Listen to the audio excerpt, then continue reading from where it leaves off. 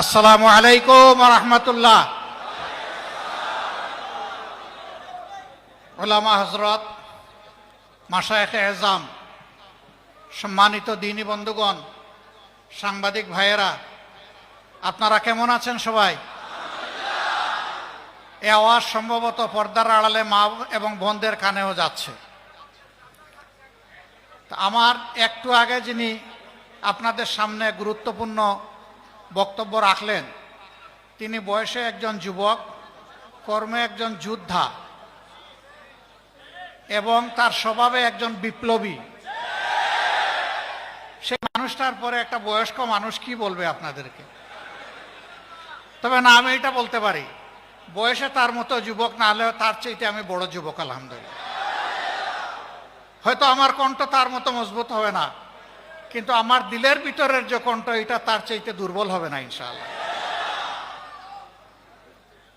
আলহামদুলিল্লাহি রাব্বিল আলামিন, ওয়াসসালাতু ওয়াসসালামু আলা রাসূলিহিল কারীম ওয়া আলা আলিহি ওয়া সাহবিহি ওয়া আহলি বাইতি আজমাইন। সদরে মুহতারাম, উলামা হযরত, দ্বীনী বন্ধুগণ, সাংবাদিক ভাইয়েরা, পর্দার আড়ালের অতি সম্মানিতা মা এবং বোনেরা, আল্লাহ তাবারক ওয়া তাআলার শুকরিয়া আদায় করছি যে আল্লাহ তাআলা দিনের একটা বরকতময় মারকাজে, আজকের একটা বরকতময় মাহফিলে আপনাদের সাথে আমার মতো একজন গুনাহগারকে আল্লাহ তাআলা শামিল হওয়ার তৌফিক দিয়েছেন। আলহামদুলিল্লাহি রাব্বিল আলামিন। আমার সম্মানিত ভাই যে বক্তব্য রেখেছেন, আমার বক্তব্য ওঠাই, এর বাইরে তেমন কিছু নেই। কারণ কোরআনে এক, আল্লাহ তাআলাও এক, নবীও আমাদের এক, পথও আমাদের একটা, এবং সবাইকে গিয়ে আল্লাহ দরবারে দাঁড়াতে হবে। তারপরে একটা ঠিকানা যেটা পাই, ওটাও আমাদের সকলের কমন চাওয়া, আল্লাহর জান্নাত। কাজে এই কথার কোনো ভিন্নতা এখানে থাকবে না ইনশাআল্লাহ। এই বাংলাদেশ আমাদের প্রিয় জন্মভূমি, আল্লাহ তাআলার দান। পৃথিবীর কিছু দেশ আল্লাহ তাআলা আমাকে ঘুরানোর তৌফিক দিয়েছেন। এমন বরকতময় দেশ পৃথিবীতে খুব কমই আছে, যে দেশের মাটির উপর সবুজ, মাটির নিচে অফুরন্ত খনিজ সম্পদ এবং অন্যান্য মূল্যবান সম্পদ, পানিতে সম্পদে ভরা, পানির নিচে সম্পদে ভরা। শুধু একটা সম্পদের অভাবে আমাদের দেশ হামাগুড়ি খাচ্ছে। সেই সম্পদটা হলো অতীতে যারা দেশ শাসন করেছেন তাদের চারিত্রিক সম্পদের অভাব। যখনই তারা দেশ সেবার সুযোগ পেয়েছেন, তখন দেশের জনগণের সেবক না হয়ে তারা মালিকে পরিণত হয়েছেন। আলহামদুলিল্লাহ, ইতিহাসের এক যুগ সন্ধিক্ষণে আজকে বাংলাদেশ। আগামীতে নির্বাচন হবে, আমি নির্বাচন নিয়ে বেশি কথা বলব না। আমি আল্লাহ তাআলার কালামের একটা অংশ আপনাদেরকে স্মরণ করিয়ে সালাম দিয়ে বিদায় নিব ইনশাআল্লাহ। আল্লাহ রাব্বুল আলামিন কালামে হাকিম ধীরে ধীরে নাজিল করেছেন তার নবীর উপরে। সর্বশেষ আয়াতটি নাজিল হয়েছে হিজ্জাতুল বিদায় আইয়ামে তাশরিকের সময় মিনার ময়দানে। সেই আয়াতের একটা গুরুত্বপূর্ণ অংশ, সারাটা না। আউযু বিল্লাহি মিনাশ শাইতানির রাজিম। আল ইয়াওমা আকমালতু লাকুম দীনাকুম ওয়া আতমামতু আলাইকুম নি'মাতি ওয়া রাদিতু লাকুমুল ইসলাম দীনা। সাদাকাল্লাহুল মাওলানাল আযীম। আল্লাহ তাআলা তার নবীর মাধ্যমে বিশ্ববাসীকে বলে দিলেন যে আজকের এই দিনে তোমাদের জন্য আমি তোমাদের সংবিধান, জীবন চলার পাথেও দিন আমি পরিপূর্ণ করে দিলাম। বলেন সুবহানাল্লাহ। ও আতমামতু আলাইকুম নি'মাতি, আর আমি স্রষ্টা প্রভুর পক্ষ থেকে তোমাদের জন্য যত নিয়ামত, এই নিয়ামতের এইটাকেই জুরিয়া বানাই দিলাম। এর বাইরে কোনো নিয়ামত তালাশ করলে কোথাও পাওয়া যাবে না। এর বাইরে যা তালাশ করবা সেটা নিয়ামত হবে না, সেইটা হবে লানত। এইটাকে বাদ দিয়ে যদি কিছু তালাশ করো, ওয়া রাদিতু লাকুমুল ইসলাম দীনা। আর তোমরা জেনে রাখো, আমি কিন্তু ইসলামকেই শুধু আমার কাছে মনোনীত দিন হিসাবে, জীবন বিধান হিসাবে আমি কবুল করলাম। বাকি যেগুলো আছে ফামান ইয়াকবালু মিনহা, একটাও কবুল করা হবে না। সব রিজেক্টেড, পচা মাল, সব পচা মাল। যে বাদের অমুক বাদ তমুক বাদ, যে বাদের গামছা গায়ে দিয়ে আসুক, সব পচা মাল। যা আল্লাহ তাআলা বলে দিয়েছেন মানুষের জন্য এইটাই উত্তম এবং একমাত্র উত্তম, এর বাইরে আর কোনো উত্তম নাই। সম্মানিত বন্ধুগণ, এটি দিনের একটি মরকাজ। এখানে কিতাবুল্লাহ এবং সিরাতে সরওয়ারে আলম বা সুন্নতে রাসূলুল্লাহ সাল্লাল্লাহু আলাইহি সাল্লামের তালিম হয়। কেন এই তালিমটা? কেন এই তালিম? হচ্ছে আমলের জন্য। ইলমের জন্য তো অবশ্যই, কিন্তু ইলমটা কি জন্য? ইলম হচ্ছে আমলের জন্য। আর আমলের ব্যাপারে শুরু হয়েছে ইকরা বিসমি রাব্বিকাল্লাযী খালাক দিয়ে, শেষ হয়েছে আল ইয়াউমা আকমালতু লাকুম দীনাকুম ওয়া আতমামতু আলাইকুম নি'মাতি ওয়া রাদিতু লাকুমুল ইসলাম দীনা। এর ভিতরে আল্লাহ মানুষকে যত আমল করার জন্য হুকুম দিয়েছেন, আল্লাহর কসম মুহাম্মদুর রাসূলুল্লাহ সাল্লাল্লাহু আলাইহি সাল্লাম সবগুলো আমল করেছেন, একটাও বাদ দেননি তিনি। এমনকি আল্লাহর আয়াত ওমা খালাকতুল জিন্না ওয়াল ইনসা ইল্লা লিয়াবুদুন, আর আমি জিন এবং মানুষকে আমার ইবাদত ছাড়া অন্য কোনো প্রয়োজনে পয়দা করিনি। তার মানে জীবনে একজন মুমিন, একজন বিশ্বাসী যত কাজ করবে সেটা আল্লাহর ইবাদতের উদ্দেশ্যে করবে। এখন প্রশ্ন জাগে, আমি ভাত খাবো, আমি চাকরি করব, আমি ব্যবসা করব, হাল চাষ করব, আমি যুদ্ধ করব, সেগুলো কি আমার ইবাদত? আল্লাহর কসম সবগুলো ইবাদত। যদি নবী করিম সাল্লাল্লাহু আলাইহি সাল্লামের নকশা কদম হয় সব ইবাদত, যদি আল্লাহর এবং আল্লাহর রাসূলের শাস্তা ছেড়ে দেওয়া হয় সবগুলা জিহালত, একটাও ইবাদত হবে না।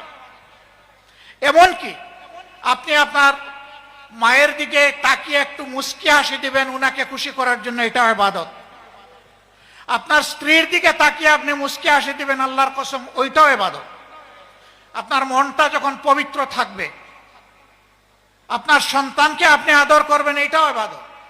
আপনার বাবার আপনি সেবা করবেন, সেইটাও ইবাদত। আপনার বন্ধুর কোনো বৈধ প্রয়োজন পূরণ করবেন, এইটাও ইবাদত। এক কথায় দুনিয়ায় এমন কোনো কাজ নাই যেটা ইবাদতের মধ্যে গণ্য নয়।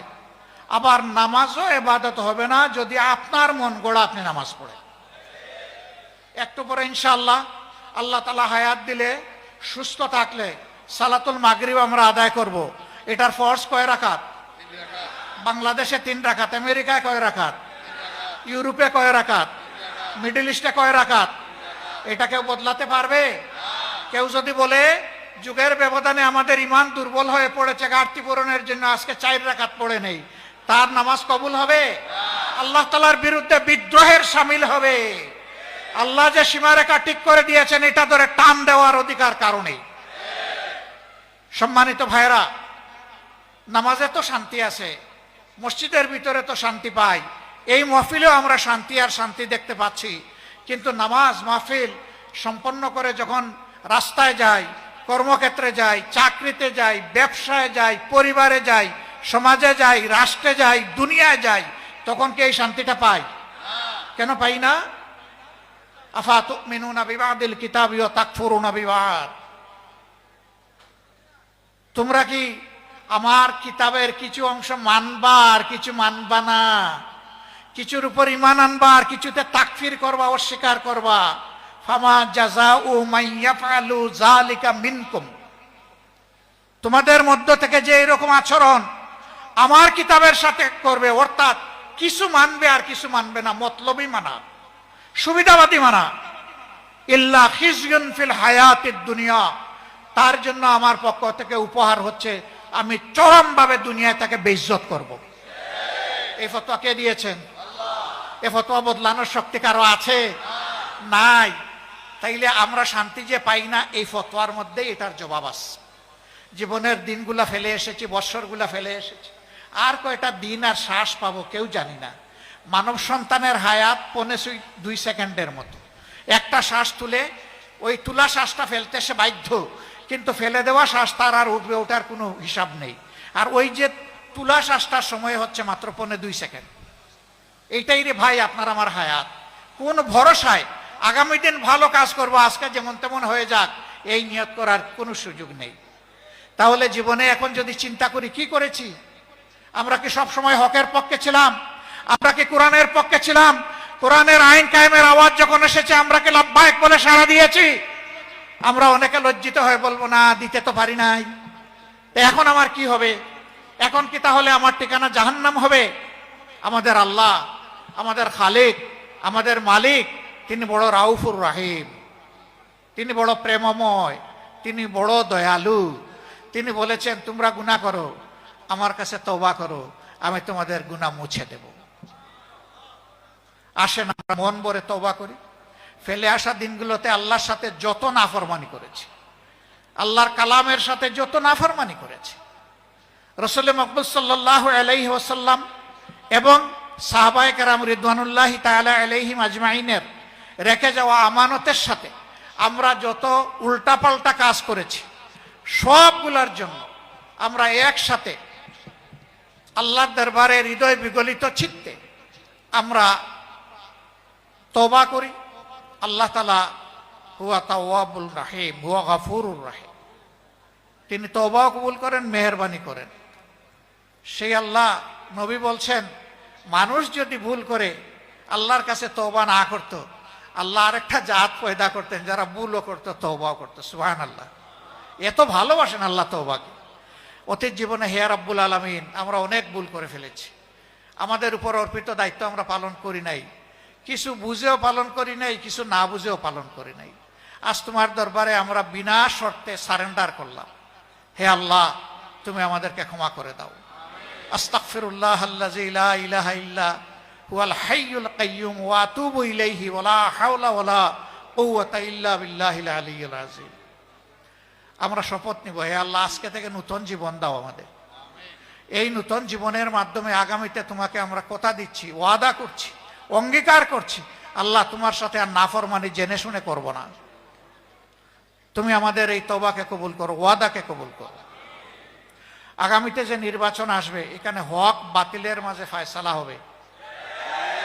আপনারা কার পক্ষে থাকবেন? কেউ যদি লাল চোখ দেখায় কার পক্ষে থাকবেন? লাল চোখকে পরোয়া করবেন? পরোয়া কাকে করবেন? পরওয়ারদিগার আল্লাহ তাআলাকে পরোয়া করব, আর কাউকে আমরা পরোয়া করি না। সম্মানিত ভাইরা, এটা বুট নয়, এটা এক একটা বেটো পাওয়ার, বেটো পাওয়ার। ভুল করলে আল্লাহর দরবারে জবাব দিতে হবে। বিবেকের আলোকে ভোটটা দিবেন, হকের পক্ষে থাকবেন, দুর্নীতির বিরুদ্ধে অবস্থান নেবেন, দিনের পক্ষে অবস্থান নেবেন, আল্লাহর কালামের জন্য যারা সংগঠিত হবে তাদের পক্ষে অবস্থান নেবেন, তাদের জন্য দোয়া করবেন, তাদের পাশে থাকবেন। আমরা একসাথে লড়াই করব ইনশাআল্লাহ, আল্লাহর রাজ কায়েম করার জন্য, দুর্নীতিমুক্ত বাংলাদেশ গড়ার জন্য। আমরা কারো সাথে আপোষ করব না। ওই বাংলাদেশ না গড়া পর্যন্ত আমরা থামবো না ইনশাআল্লাহ। আমাদের জন্য শুধু দোয়া করবেন, শয়তান যেন আমাদের মধ্যে কোনো বিভ্রান্তি সৃষ্টি করতে না পারে, শয়তান যেন লজ্জিত হয়ে পরাজিত হয়ে পালিয়ে যায়, মুমিনদের জন্য বিজয় হয়। আল্লাহর কসম, আমরা কোনো দলের বিজয় চাই না, আমরা আল্লাহ তাআলার দ্বীনের বিজয় চাই, আমরা জনগণের বিজয় চাই। এই মুসলিম জনগণ আর জালিমের হাতে নিষ্পেষিত হোক। হে আল্লাহ, তুমি এই বিপদ থেকে এই জাতিকে তুমি রক্ষা করো এবং জুলুমের বিরুদ্ধে দাঁড়ানোর তৌফিক তুমি দান করো। আল্লাহ তাআলার দরবারে সেই মুনাজাত করে নামাজের সময় আসন্ন আমাকে এখানে দাওয়াত করার জন্য আমি মহান রবের দরবারে শুকরিয়া আদায় করছি এবং এখানে বড় হুজুর ওনাকেও আমি আমার অন্তরের অন্তঃস্থল থেকে শুকরিয়া আদায় করছি। উনি যে মায়াবী দাওয়াত আমাকে দিয়েছিলেন, আজকেই জালকাঠিতে আমার এইরকম আরেকটা দাওয়াত ছিল, কিন্তু আমি কোনো অবস্থাতে ওনার এই দাওয়াতকে অগ্রাহ্য করার কোনো দুঃসাহস আমি দেখাতে পারিনি। আমি মহান আল্লাহর পর ভরসা করে চেষ্টা করেছি এখানে এসে হাজির হওয়ার। নিশ্চয়ই আপনাদের কোনো হক আমি আদায় করতে পারিনি, আমাকে ক্ষমা করবেন। আমার জন্য একটা দোয়া করবেন, একটা দোয়া চাইবো আপনাদের কাছে। আমি আল্লাহর জন্য, আল্লাহর দিনের জন্য রক্তমাখা চাদর নিয়ে শহীদ হয়ে আল্লাহর দরবারে হাজির রাখতে চাই। জীবন তো একটা, জীবন তো দুইটা পাবো না, আর এই মৌত হচ্ছে সবচেয়ে লোভনীয় মৌত। এই রক্তের চাদর গায়ে দিয়ে ইয়ামুত তাগাবুনে, হার জিতের দিনে মহান রবের দরবারে দাঁড়াতে চাই। একটুখানি দোয়া করবেন আপনারা। ইনশাআল্লাহ এটা বড় দুর্বল হয়ে গেল। জাযাকুমুল্লাহু খায়রান, বারাকাল্লাহু ফি হায়াতিকুম। আসসালামু আলাইকুম ওয়া রাহমাতুল্লাহি ওয়া বারাকাতুহু।